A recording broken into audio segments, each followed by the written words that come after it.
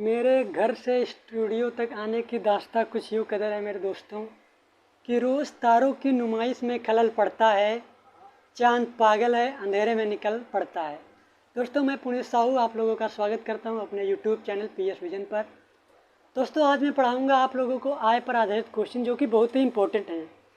ये क्वेश्चन दोस्तों आपको 90% है कि आपके सीजीएल में आने ही आने हैं। सीएचएसएल में भी पक्का ही आने वाले हैं। जो बच्चे यूपीपी लेखपाल और पीएटी के तैयार कर रहे हैं उनमें भी ये चांस 50% हैं कि आएंगे। आज मैं आप लोगों को आय पर आधारित क्वेश्चन कराऊंगा जिससे हर व्यक्ति परेशान रहता है।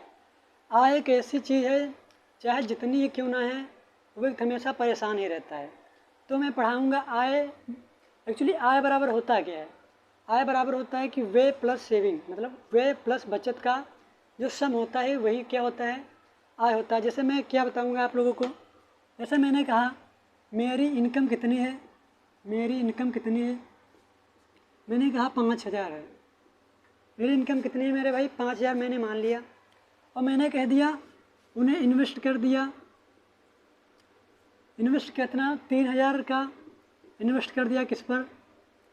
खर्चे पर। किसी की मतलब मकान पे मान के चलो खर्च कर दिया। मैंने मकान पे 3,000 इन्वेस्ट कर दिया। तो बताइए कि मेरा सेविंग कितनी होगी? सेविंग कितनी होगी? तो आप क्या करेंगे, इनकम कितने रहे? 5,000 और इन्वेस्ट कितने कर दिए? 3,000 और सेविंग मान लिया एक्स है।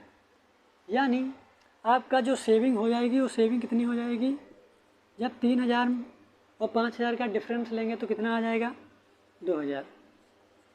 यानी अब हमारी सेविंग कितनी है मेरे भाई? 2,000।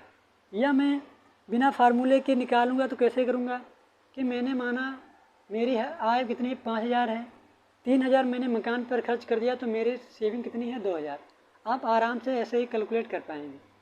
और इससे रिलेटेड क्वेश्चन मैं कराने जा रहा हूँ जो कि बहुत ही इम्पोर्टेंट है और आपके मतलब आपके एग्ज़ाम की दृष्टि से तो बहुत ही ज़्यादा। और इसे प्रैक्टिकल भी सॉल्व करेंगे। देखते हैं कैसे इन्हें ईजी फॉर्म में इसे तोड़ेंगे और आसानी से आंसर निकल आएगा। क्वेश्चन कराने से पहले मैं आप लोगों को बताना चाहूँगा कि जब भी ये आए हुए हैं जो क्वेश्चन होंगे इन्हें हम डाटा के अकॉर्डिंग सेट करेंगे। क्वेश्चन को मैंने क्या बोला कि डाटा के अनुसार हम क्वेश्चन को सेट करेंगे। अगर डाटा में सेविंग पूछ लिया है कि परसेंटेज में, तो हम डाटा को परसेंटेज में ब्रेक करेंगे। अगर डाटा को आंसर में पूछ लिया है कि सेविंग किसी रुपये में पूछे तो हम इसे परसेंटेज में कन्वर्ट करके तब क्वेश्चन को ब्रेक करेंगे। कैसे करेंगे हम इसे क्वेश्चन के हिसाब से समझेंगे। चलिए हम पहले क्वेश्चन कराते हैं और मैं बताऊंगा कि इन्हें क्वेश्चन को कैसे सोल्व करना है। मेन इसमें मकसद होता है कि कैलकुलेशन को कितना कम कर पाएँ।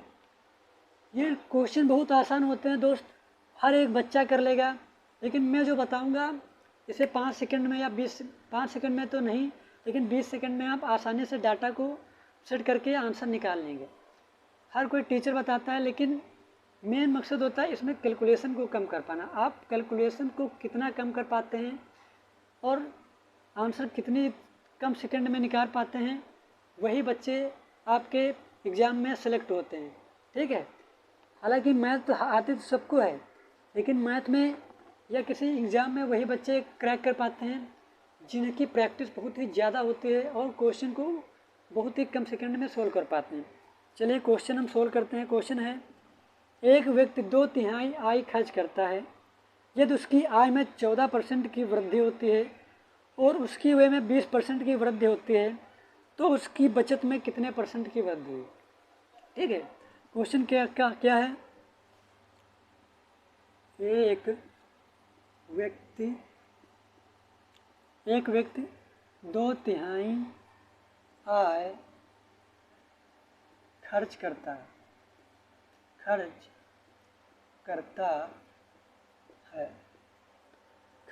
है यदि उसकी आय में 14% की वृद्धि हो जाए। क्या कहा है क्वेश्चन में? आय में 14% की वृद्धि हो जाए। ये सिंबल रिप्रेजेंट करेगा कि परसेंटेज इंक्रीज को रिप्रेजेंट करा गया, यानी उसकी आय में 14% की वृद्धि होगी।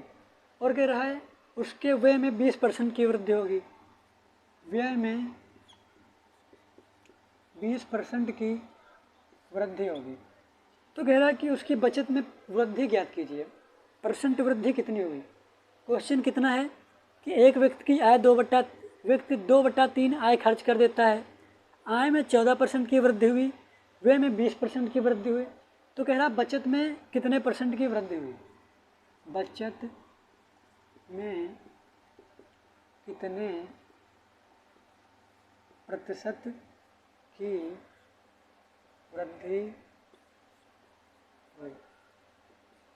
मैंने अभी क्या बताया था, आय बराबर क्या होता है, आय रिप्रेजेंट करता है व्यय प्लस बचत का सम, यानी आय का फार्मूला क्या होता है, आय बराबर होता है व्यय प्लस बचत।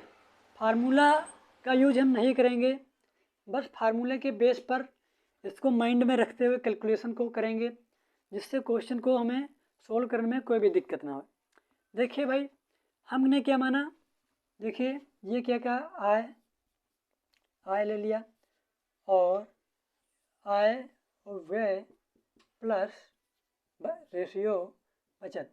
मैं क्या करूँगा, आय व्यय और बचत का सबसे पहले रेशियो निकाल लूँगा, उसके बिहाफ पे हम क्वेश्चन को सॉल्व करेंगे और चुटकियों में आंसर आ जाएगा।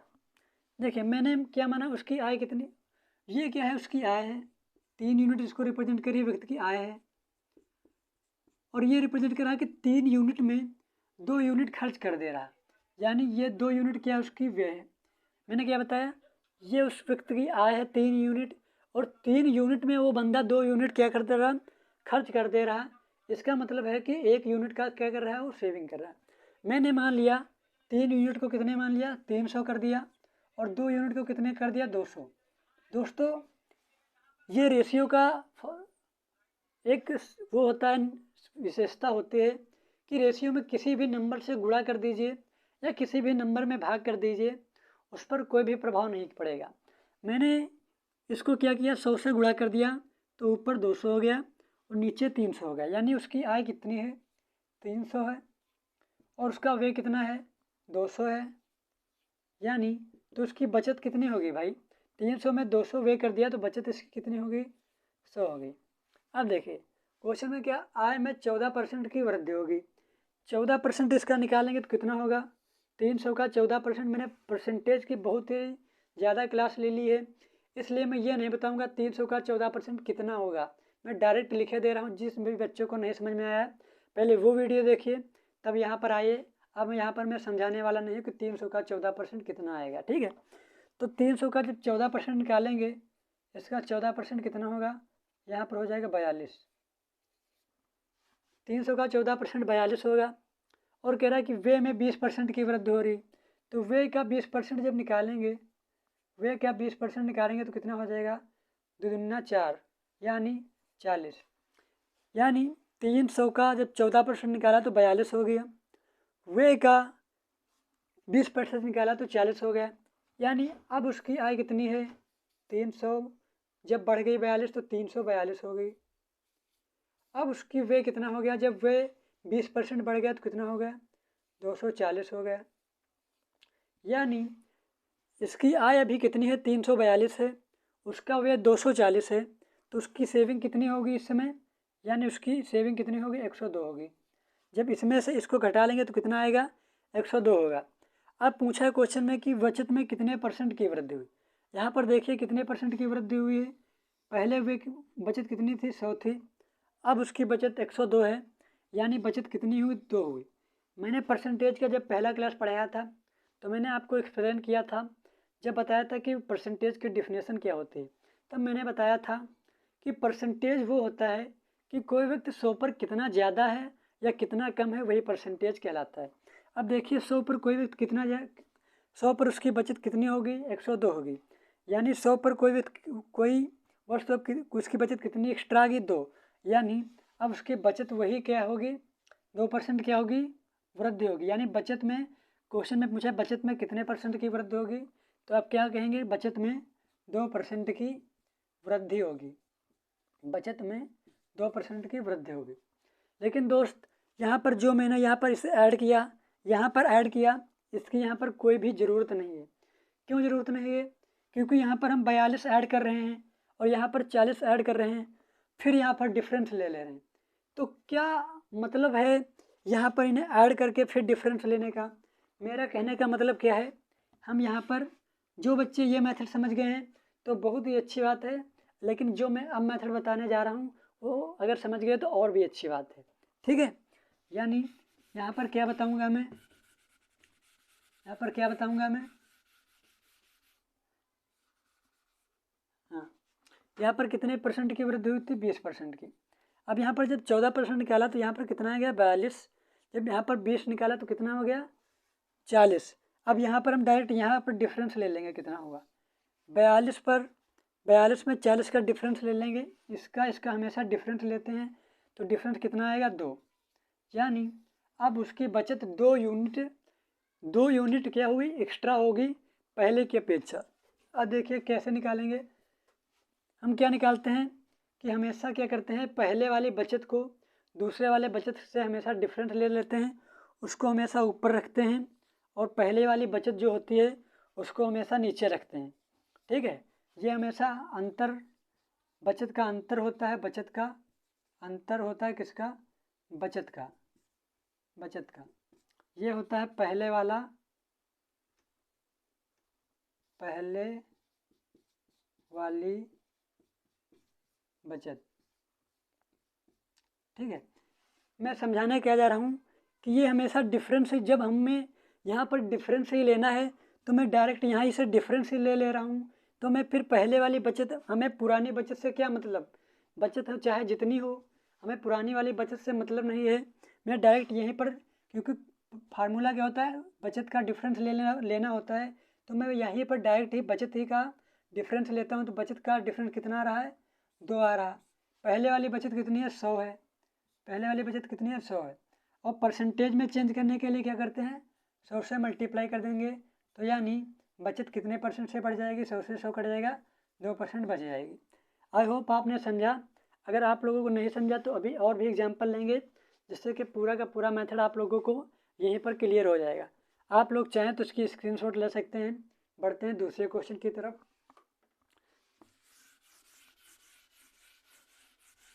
दोस्तों, आप हमारे चैनल को सपोर्ट कीजिए, ज़्यादा से ज़्यादा लाइक कीजिए। अगर आपके कांटेक्ट में कोई भी स्टूडेंट है तो उसे हमारे वीडियो को शेयर कीजिए, जिससे उसे भी पता चले हमारे चैनल के बारे में और हमें थोड़ा सपोर्ट मिले, और जिससे मैं आपके लिए अच्छे अच्छे सोल्यूशन लाता रहूँ। क्वेश्चन क्या है? क्वेश्चन है कि अरविंद अपनी आय का 75% खर्च करता है। अरविंद अपनी आय का 75% खर्च करता है।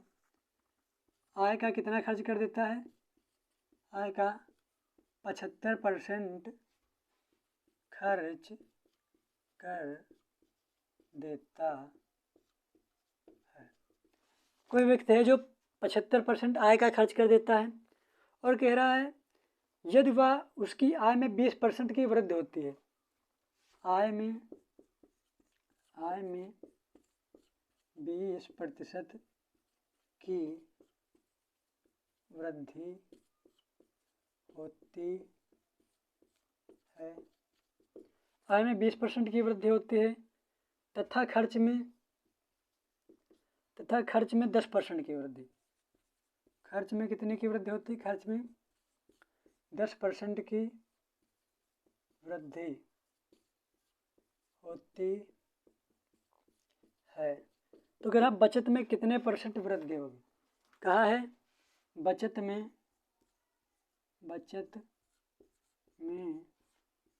कितने % वृद्धि होगी। क्वेश्चन है कि कोई व्यक्ति है जो आय का 75% खर्च कर देता है, आय में 20% की वृद्धि होती है, खर्च में 10% की वृद्धि होती है, तो बचत में प्रतिशत वृद्धि क्या होगी? देखिए दोस्त, 75% का जब हम देखिए 75% का जब फ्रैक्शन रूप लेंगे तो कितना आएगा? 3/4 हो जाएगा। 75% का जब फ्रैक्शन रूप लेंगे तो कितना हो जाएगा 3/4। ये हमेशा रिप्रेजेंट करेगा आय को, ये बेस वैल्यू हमेशा रिप्रेजेंट करती है आय को, ये आय को रिप्रेजेंट करेगा, ये रिप्रेजेंट करेगा व्यय को। मैंने क्या बताया था पहले क्लास में, परसेंटेज चेंज हमेशा रिप्रेजेंट करता है उसकी कि कितने परसेंट की वृद्धि या कितने परसेंट की कमी होती। यानी बेस वैल्यू आय है, 4 यूनिट उसकी आय है, और 4 यूनिट में वो बंदा 3 यूनिट क्या कर देता है, खर्च कर देता है। अगर 4 यूनिट में वो बंदा 3 यूनिट खर्च कर देता है, इसका मतलब उसकी सेविंग यानी बचत कितनी है, 1 यूनिट है। तो मैंने क्या माना, ये आप, अब मैं क्या करूँगा, इसका रेशियो ले लूँगा, किसका, आय रेशियो व्यय रेशियो बचत का। इसे 100 से गुणा कर लेंगे, क्योंकि जब परसेंटेज में हम परसेंटेज का जब 20% की वृद्धि लेंगे तो जो परसेंटेज बेस में जाएगा तो फिर हम 100 से इसलिए गुणा कर देते हैं, जब परसेंटेज निकालेंगे तो वो वैल्यू डेसिमल में ना आए, इसलिए हम 100 से गुणा कर लेते हैं, जिससे वैल्यू क्या ना है, डेसिमल में ना है। यानी मैंने मानना उसकी आय कितनी है, 400 है। 400 में वो 3 यूनिट खर्च कर देता है, यानी वो 300 खर्च कर देता है। इसका मतलब है 400 में 300 खर्च कर दिया तो बचाया कितना, 100 रुपये बचा लिया। अब कह रहा है आय में 20% की वृद्धि होती है। आय में 20% की, जब इसे 20% की वृद्धि करेंगे तो कितना होगा, 4 दूनी 8, यानी 80 हो जाएगी। और जब इसमें कितना कह रहा है, 10% की वृद्धि करेंगे, 10% की वृद्धि करेंगे तो कितना हो जाएगा, 30। मैंने क्या बताया था, पुरानी वाली बचत हमें ज्ञात ही नहीं करनी। क्यों नहीं ज्ञात करनी है, क्योंकि हमें ऊपर रखना होता है कि बचत का डिफरेंस अपॉन क्या रखता है, पूरा पहली वाली बचत। हम जब यहीं पर डिफरेंस निकाल लेंगे तो हम डिफरेंस ही क्योंकि ऊपर रखना होता है, तो हम पुरानी वाली बचत हम निकाल के करना भी क्या, तो हम क्या करेंगे, इसका डिफरेंस ले लेंगे। इसका डिफरेंस कितना आएगा, 50 आएगा। इसका डिफरेंस कितना है दोस्त, 50 आया। डिफरेंस कितना है, 50, और पहली वाली बचत कितनी है, 100। मैंने क्या कहा, पहली वाली बचत को हमेशा बेस वैल्यू ले लेते हैं, और परसेंटेज में चेंज करने के लिए किससे गुणा, 100 से गुणा कर लेते हैं। यानी उसकी बचत में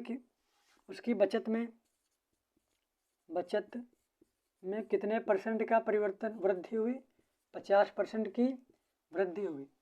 समझे आपने इन क्वेश्चन को इजी तरीके से कैसे सोल्व करना है। हमें 400 में 80 ऐड करना नहीं है, 300 में 30 ऐड नहीं करना है, क्योंकि हमें पर ऊपर डिफरेंस ही रखना होता है। तो मैं क्या करूँगा, यहीं पर डिफरेंस ऊपर रख के, और जो पहली वाली बचत है उसको बेस बना लेंगे, और परसेंटेज में चेंज करने के लिए 100 से गुणा कर लेंगे। ठीक है, बढ़ते हैं दूसरे क्वेश्चन की तरफ, जो कि बहुत ही इम्पोर्टेंट है। हालांकि आपसे के क्वेश्चन में इसी से रिलेटेड आपसे क्वेश्चन आने के चांस ज़्यादा हैं, लेकिन मैंने कुछ अदर भी क्वेश्चन लाए हैं जो कि उनकी लैंग्वेज थोड़ा चेंज है, लेकिन उनका मेथड क्या है, यही है। चलिए उनकी तरफ थोड़ा बढ़ते हैं, जिनकी लैंग्वेज थोड़ा चेंज है लेकिन उनका करने का तरीका क्या है, यही है। क्वेश्चन है, ए, बी और सी के वेतनों का जोड़ 72,000 रुपये है।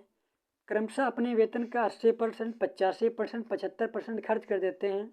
यदि उन तीनों की बचतों का अनुपात 8:9:20 है तो ए का वेतन ज्ञात कीजिए। ठीक है भाई, देखिए क्या है, ए प्लस बी प्लस सी का जो वेतन है, वेतन कितना है, 72,000 है। 72,000 कह रहा ए 80% खर्च करता है, ए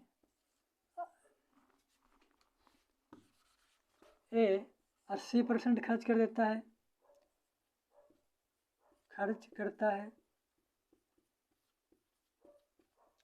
बी कह रहा है कि 85% खर्च करता है, 85% खर्च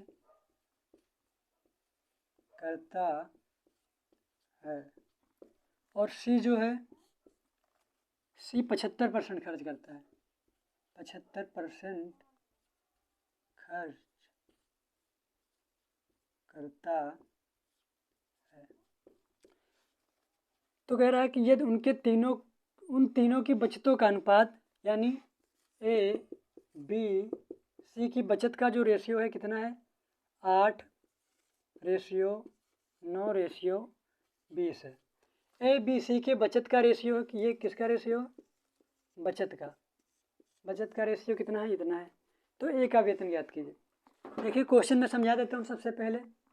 क्वेश्चन है कि ए बी सी का वेतन 72,000 है। ए 80% खर्च करता है अपने वेतन का, बी 85% खर्च करता है अपने वेतन का, सी 75% खर्च करता है अपने वेतन का। ये उनके बचत का रेशियो 8:9:20 है।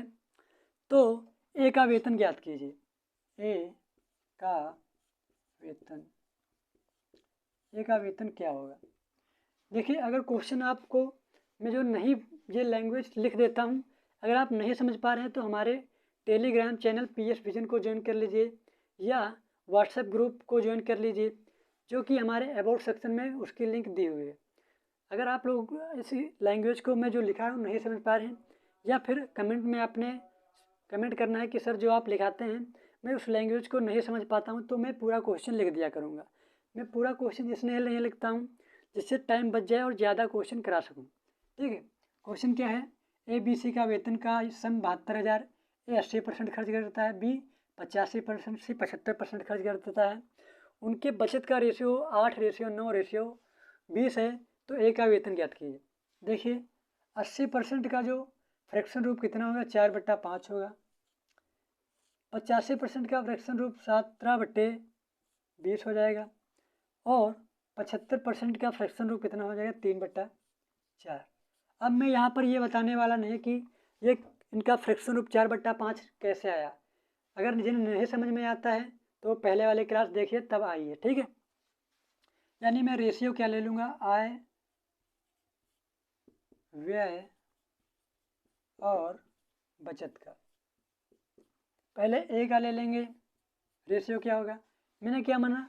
ये उसकी आय होती है बेस वैली, ये उसकी आय होती है बेस वाली, और ये इसकी आय होती है बेस वाली। जो ऊपर लिखा होता है ये रिप्रेजेंट करता है ये वाला, कि उसने 5 यूनिट में 4 यूनिट खर्च कर दिया, यानी उसने 20 यूनिट में 17 यूनिट खर्च कर दिया। उसने 4 यूनिट में 3 यूनिट क्या कर दिया? खर्च कर दिया। यानी उसकी आय मैंने 100 से गुणा कर लिया, क्योंकि परसेंटेज में ज्ञात करने के लिए मैं डेसिमल से गुजरना ना पड़े। तो क्या करूँगी? उसकी एक की आय कितनी मान ली? 500। या फिर चलो 5 यूनिट ही मान लेते हैं। 5, चलो 5 यूनिट, क्योंकि और भी डाटा नहीं दिया। 5 यूनिट, और वे कितना करता है? 4 यूनिट, यानी उसकी सेविंग कितनी है? 1 यूनिट। इसी तरह बी का ले लेंगे, तो बी का क्या होगा?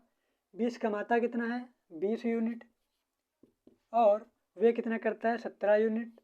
इसका मतलब वो सेव कितना कर रहा है? 3 यूनिट। वो कमाता कितना है? सी कितना कमा रहा है? 4 यूनिट कमा रहा है, और 4 में 3 यूनिट खर्चा का ये दे रहा है, यानी 1 यूनिट क्या कर रहा है? सेव कर रहा है। अब क्या कहा है कि ए कितना यूनिट कमा रहा है? बचत कर रहा है। हमारे अनुसार 1 यूनिट बचत कर रहा है, और किताब के अनुसार 8 यूनिट बचत कर रहा है। यानी 1 यूनिट की वैल्यू कितनी है? 8 है। यानी 1 यूनिट की वैल्यू कितनी है? 8 है। हमारे अनुसार 1 यूनिट की बचत कर रहा है, लेकिन किताब के अनुसार कितनी कर रहा है? 8 यूनिट की बचत कर रहा है। और जो सी है, सी कितने यूनिट बचत कर रहा है? 3 यूनिट। और यहाँ पर कितना कह दिया? 9 यूनिट। यानी 3 यूनिट किसके बराबर? 9 यूनिट के। यानी 1 यूनिट किसको रिप्रेजेंट करेगा? 3 को। यानी इस पूरे क्वेश्चन को किससे गुणा करने का? इसको किससे गुणा करना पड़ेगा? 8 से गुणा करना पड़ेगा। 1 यूनिट रिप्रेजेंट करेगा 3 को, यानी 20, 17 और 3 को, पूरे इक्वेशन को किससे गुणा करेंगे? 3 से। यानी पूरे इक्वेशन को 3 से गुणा कर देंगे हमें रियल यूनिट ये ज्ञात करने के लिए। अब कह रहा है कि सी कितना सेविंग कर रहा है? 1 यूनिट कर रहा है। सी कितना कर रहा है? 1 यूनिट कर रहा है, और किताब के अनुसार 20 यूनिट कर रहा है। यानी 1 यूनिट रिप्रेजेंट कर रहा है 20 यूनिट को, और ये कितने रिप्रेजेंट कर रहा है? ये किसको रिप्रेजेंट कर रहा है? 1 यूनिट 3 यूनिट को। यानी और एक किसको रिप्रेजेंट कर रहा है? 1 यूनिट 8 को। यानी इस पूरे इक्वेशन को 8 से गुणा, इसको 20 से गुणा, और इस इक्वेशन को किससे गुणा कर देंगे? 20 से गुणा कर देंगे। यानी ए की आय कितनी हो जाएगी? इसे रफ करते हैं। एक की आय कितनी हो जाएगी? 8 से जब गुणा कर देंगे, 8 पंच 40। इसकी कितनी आएगी? 3 से गुणा कर देंगे, 3 20 आम 60। अब इसे 20 से गुणा कर देंगे, 20 चौको 80। जब इसे ऐड करेंगे तो कितना हो जाएगा? 180 हो जाएगा। हमारे अनुसार तीनों की आय का सम कितना है? 180 यूनिट है। हमारे अनुसार कितना है? 180 यूनिट है। यानी 180 यूनिट है, और किताब में कितना दिया है? 72,000 दिया है। यानी 1 यूनिट रिप्रेजेंट कर रहा है 72,000 को 1 यूनिट रिप्रेजेंट करेगा किसको, 0 से 0 काट देंगे, यानी 18 चौको 72, यानी 1 यूनिट रिप्रेजेंट कर रहा है 400 को। हमें ज्ञात किसका वेतन करना है, ए का। ए का कितना है, कितना 40 यूनिट। ए का है कितना 40 यूनिट, यानी 40 यूनिट का गुणा कर देंगे दोनों तरफ तो कितना आ जाएगा, 4 चौको 16,000, यानी ए का वेतन कितना है 16,000। अगर यही कहता है कि बी का यूनिट, बी की आय कितनी होगी, तो बी को जब 40 से गुणा कर देते हैं, 60 से गुणा कर दें तो कितना हो जाता 6 चौको 24,000, 24,000। ये किसका है, ए का, ये किसका है, बी का। और सी का कहता है तो कितना 8 चौको 32, यानी 80 यूनिट की वैल्यू कितनी हो जाती 32,000। ठीक है दोस्त, मैंने क्या बताया एक बार फिर से एक्सप्लेन करेंगे। मैंने सबसे पहले क्या किया कि जो भी परसेंटेज वैल्यू लिखी है उनको मैंने फ्रैक्शन में चेंज किया। बेस वैल्यू हमेशा रिप्रेजेंट करेगी आय को और आय को। और यहाँ पर देखिए क्या लिखा है, खर्च को, यानी ऊपर वाली यूनिट इन्वेस्ट यानी खर्च को रिप्रेजेंट करेगी। 5 कमाता है और 4 खर्च कर देता है, यानी 1 सेव करता है। बी जो है 20 कमाता है लेकिन 17 यूनिट खर्च कर देता है, इसका मतलब 3 यूनिट सेव करता है। सी क्या करता है, 4 यूनिट कमाता है, 3 यूनिट खर्च कर देता है, इसका मतलब 1 यूनिट क्या करता है, सेव करता है। हमारे अनुसार सेविंग का रेशियो कितना है, 1:3:1। किताब के अनुसार कितना था, 8, 9 और 20। किताब के अनुसार रेशियो कितना था, 8:9:20, यानी 1 यूनिट की वैल्यू कितनी है, 8 है।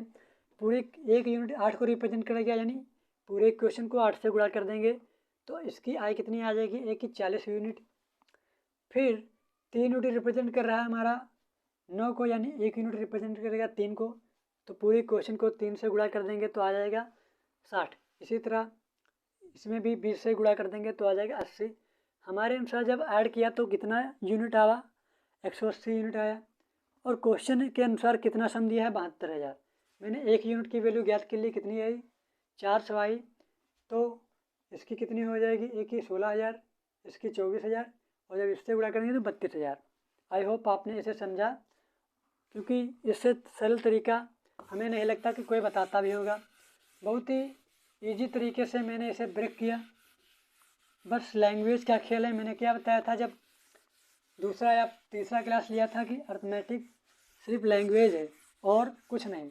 अगर आप अर्थमेटिक में लैंग्वेज को पकड़ ले गए कि एक्चुअली क्वेश्चन कहना क्या चाहता है, तो आप क्वेश्चन को क्या आसानी से सॉल्व कर पाएंगे। बढ़ते हैं दूसरे क्वेश्चन की तरफ।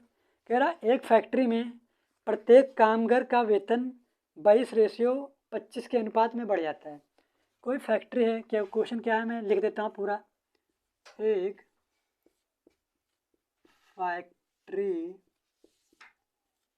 में मजदूरों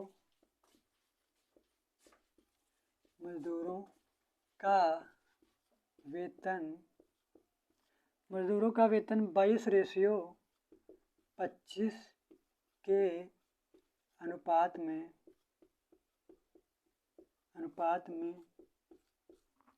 बढ़ जाता है,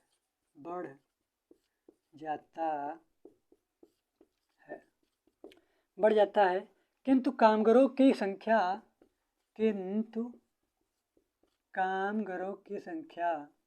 यानी कामगार यानी मजदूर, किंतु मजदूरों की संख्या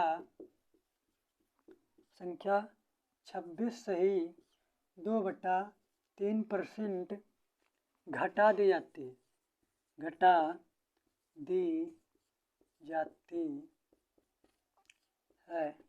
तो कह रहा वेतन पर क्या प्रभाव पड़ेगा, वेतन पर क्या प्रभाव पड़ेगा। देखिए इस क्वेश्चन को सॉल्व करने के लिए हम थोड़ा प्रैक्टिकल चलेंगे। कैसे, मैंने कहा आपके पास 4 मजदूर हैं। मैंने क्या बताया, 4 मजदूर हैं। मैंने क्या बताया आपसे, आपके पास 4 मजदूर हैं और उसका वेतन कितना है, प्रत्येक मजदूर का वेतन कितना है, मैंने कह दिया 8 है। प्रत्येक मजदूर का यूनिट कितना है? 8 रुपये है। वेतन कितना है? 8 रुपये। तो मैं आपसे कहूँगा कि आपके पास से कितना रुपया मतलब जा रहा है, तो आप क्या करेंगे, इनका घटा देंगे, मतलब सॉरी गुणा कर देंगे, तो वेतन आपकी तरफ आपके जेब से कितने रुपया जा रहे हैं, तो आप कह देंगे 800 को 32,000 है। क्वेश्चन की लैंग्वेज सिर्फ यही इसी पर बेस है और कुछ नहीं। मैंने क्या कहा, एक फैक्ट्री में मजदूरों का वेतन 22:25 के अनुपात में बढ़ जाता है, किंतु मजदूरों की संख्या 26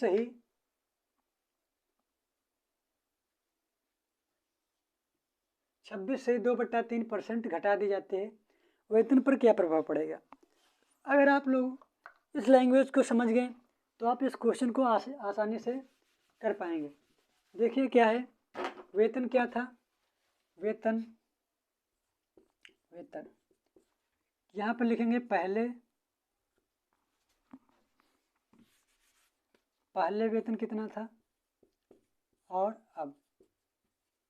पहले वेतन दोस्त कितना था? 22 यूनिट था, और अब यूनिट बढ़ के कितना हो गया? 25 यूनिट हो गया। 25 कह रहा, किंतु मजदूरों की संख्या 26 से 2/3% से घटा दी जाती है। इसका गुणा करना है 78 2 80/3 100 से गुणा कर देंगे तो क्या हो, भाग कर देंगे तो कितना हो जाएगा? 4/5 यानी 4/5 15, यानी 26 से 2/3% का जो आपका फ्रैक्शन रूप आएगा वो कितना होगा? 4/15 आएगा। इसका मतलब है यहाँ पर क्या लिखा है? घटा दी जाती है। इसका मतलब पहले उनकी मजदूरी कितनी थी, यहाँ पर आप किसका ले रहे हैं? मजदूरी का रेशियो। पहले मजदूरी उनकी कितनी थी? जितने भी वर्कर काम कर रहे थे 15 थे, 15 यूनिट थी उनकी मजदूरी। लेकिन कह रहा है कि इतनी की कमी आ गई, यानी 15 यूनिट में 4 यूनिट की कमी आ गई। इसका मतलब है अब उसकी मजदूरी कितनी है? 11 यूनिट है। अब इसको इससे गुणा कर लेंगे, देखें, या फिर इसको इधर से काट भी सकते हैं, क्योंकि चलिए काटेंगे तो आप कंफ्यूज हो जाएंगे। देखिए 15 दूना 30 का 0 यहाँ से चले 3, 15 दूना 30 3 33, यानी पहले फैक्ट्री के पास से 330 रुपये जाते थे, अब उस फैक्ट्री के पास से अब कितने रुपये जा रहे हैं? 11 × 5 = 55 के 5 यहाँ से चले 5, 11 दूना 22 5 27, यानी पहले उस फैक्ट्री के पास से 330 रुपये जाते थे, और अब कितने रुपये जा रहे हैं? फैक्ट्री के पास से 275 रुपये जा रहे हैं। अब यहाँ पर अगर काटना चाहें तो काटेंगे किससे? 15 से। 15 दूना 30, बचेंगे यहाँ पर 3, 15 दूना 30, फिर यहाँ पर काट लेंगे 15 × 1 = 15, बचेंगे यहाँ पर 12, कितना बचेगा यहाँ पर? 12, 15, 1 मिनट, यहाँ पर काटेंगे 3 से क्योंकि कन्फ्यूजन, तो कितना है? 110 रेशियो 3 9 27 7 5 12 2 14, नहीं चलिए ठीक है 5 से काटते हैं, 5 से काटेंगे 5 छक्का 30, बचेगा यहाँ पर 3, 5 छक्का 30, 5 से काटेंगे तो यहाँ पर 55 25, बचेंगे 2, 55 25, तो फिर 11 से कट जाएगा, 11 छक्का 66, 11 × 5 = 55, यानी अब उसके पहले जो फैक्ट्री के पास से पहले कितने यूनिट रुपये जाते थे? 6 यूनिट रुपये जाते थे। अब उस फैक्ट्री के पास से कितने यूनिट रुपये जा रहे हैं? 5 यूनिट जा रहे हैं, यानी कितने की कमी कर रहा है? 1 यूनिट की कमी कर रहा है। यहाँ पर देखिए कितने यूनिट की कमी कर रहा है? 1 यूनिट की कमी कर रहा है। 1 यूनिट किसके रिस्पेक्ट में करेंगे? हमने क्या माना? पहले वाली वैल्यू के पर हम परसेंटेज इंक्रीज या डिक्रीज हमेशा ज्ञात करते हैं। पूरे की पूरी परसेंटेज मैंने हमेशा पहले ही वाली वैल्यू पर कैलकुलेट किया है, यानी पहले कितने जाते थे? 6, यानी क्या हो रही? पहले 6 रुपये जाते थे, अब 5 जा रहे हैं, यानी क्या हो रही? कमी हो रही। कितने की कमी हो रही? 1 यूनिट की कमी हो रही। 1 यूनिट की कमी किस पर हो रही? 6 पर। 1/6 को जब 100 से गुणा कर दें तो कितना इसका रूप आ जाएगा? 16 सही 2/3% का कमी आ जाएगी। आंसर क्या रहेगा? उसके वेतन पर क्या प्रभाव पड़ेगा? उसके वेतन में 16 सही 2/3% की क्या आ जाएगी? कमी आ जाएगी। आप आई होप आपने इसे समझा, कैसे सोल्व करना है आसानी से आपने इसे समझा। बढ़ते हैं दूसरे क्वेश्चन की तरफ, जिससे आप क्वेश्चन को आसानी से समझ पाएँ।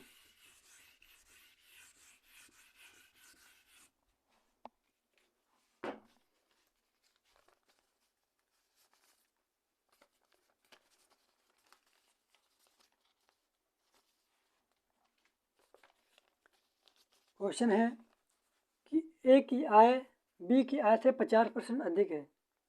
ये नहीं, दूसरा करा देंगे क्योंकि 2 क्लास लेना पड़ेगा। क्वेश्चन है, कहाँ गया, हाँ ये, ए और बी का मासिक वेतन 40,000 है। कह रहा ए अपने वेतन का 85% खर्च कर देता है और बी अपने वेतन का 95% खर्च कर देता है, तो ए का वेतन ज्ञात कीजिए। क्वेश्चन है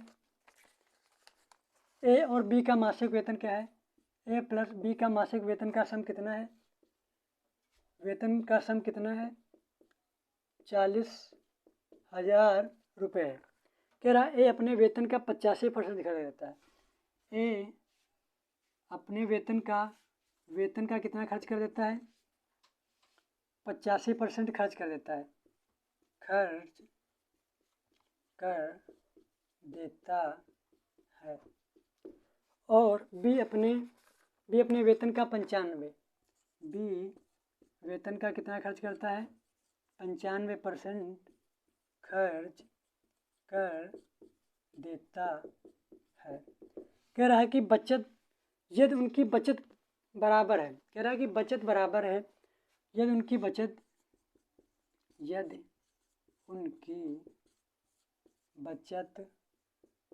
बराबर है, तो कह रहा है ए का वेतन ज्ञात कीजिए। ए का वेतन ज्ञात कीजिए। ये लास्ट क्वेश्चन आपका देखिए क्या है, ए और बी के वेतन का सम 40,000 है। ए वेतन का 85% खर्च कर देता है, बी वेतन का 95% खर्च कर देता है। यदि उनकी बचत बराबर है तो ए का वेतन ज्ञात कीजिए।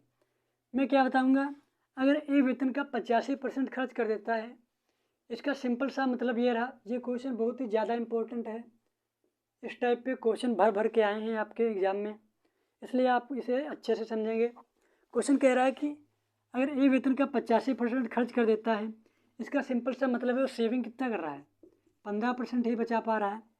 मैंने क्या बताया, अगर एक लड़का या ए है 85% खर्च कर देता है, इसका मतलब है कि वो सिर्फ 15% क्या कर पा रहा है, सेव कर रहा है।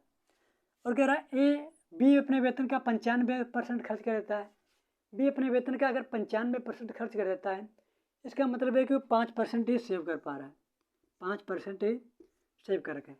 और क्वेश्चन में कह रहा है कि यदि उनकी बचत बराबर है, यानी ए का 15% बराबर है बी के 5% के, मैं क्या करूँगा, परसेंटेज से परसेंटेज काट दूंगा, ठीक है।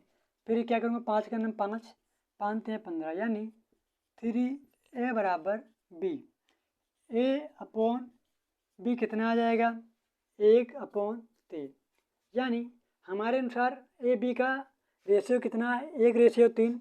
और ए बी का वेतन का सम कितना दिया, 4,000, यानी हमारे अनुसार 3 × 4, यानी इनका 4 यूनिट रिप्रेजेंट कर रहा है 40,000 को, यानी 1 यूनिट रिप्रेजेंट करेगा 10,000 को। किसको रिप्रेजेंट करेगा, 10,000 को। यानी पूछा भी किसका है, 1 यूनिट की वैल्यू, यानी 1 की वैल्यू पूछा है, यानी 1 की वैल्यू कितनी हो जाएगी, 10,000। अगर बी का पूछता तो क्या करता, 3 से इधर गुणा कर देता तो कितना हो जाता, 30,000। यानी ए और बी का वेतन क्रमशः कितना है, 10,000 और 30,000। दोस्तों आज ये आय और व्यय पर पूरा का पूरा मैंने कॉन्सेप्ट बताया कि कैसे इन्हें सॉल्व करना है इजी तरीके से। और भी नंबर ऑफ़ क्वेश्चन आपको प्रैक्टिस करने हैं तो आप हमारे चैनल को सब्सक्राइब कीजिए और हमारे PS विजन ग्रुप को ज्वाइन कीजिए। वहाँ पर नंबर ऑफ़ क्वेश्चन मैं भेज देता हूँ जिससे आप वहाँ से प्रैक्टिस कर सकें, या हमारे व्हाट्सएप ग्रुप को ज्वाइन कर दिए, उनकी लिंक हमारे चैनल के अबाउट सेक्शन में दी हुई, आप अपनी स्वेच्छा से उसे ज्वाइन कर सकते हैं। और वीडियो को ज़्यादा से ज़्यादा लाइक कीजिए और सब्सक्राइब कीजिए। देखने के लिए थैंक यू सो मच।